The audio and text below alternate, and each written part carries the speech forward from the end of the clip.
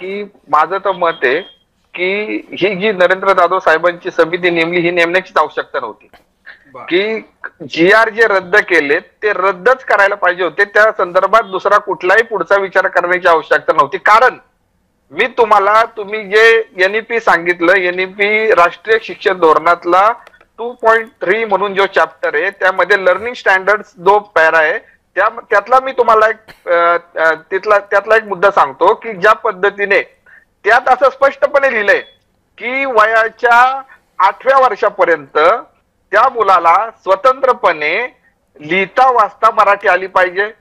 वयाच्या 11व्या वर्षापर्यंत त्या मुलाला स्वतंत्रपणे इंग्रजी भाषा लिहिता वाचता आली पाहिजे आणि वयाच्या 14व्या वर्षापर्यंत त्या मुलाला स्वतंत्रपणे जी तुम्ही तिसरी भाषा सांगितली हिंदी किंवा इतर ही भाषा आली पाहिजे. जर यामध्ये असं स्पष्टपणे लिहिलेलं असेल तर तुम्ही पहिलीपासून ही त्रिसूत्री सक्ती करण्याची आवश्यकताच नाही.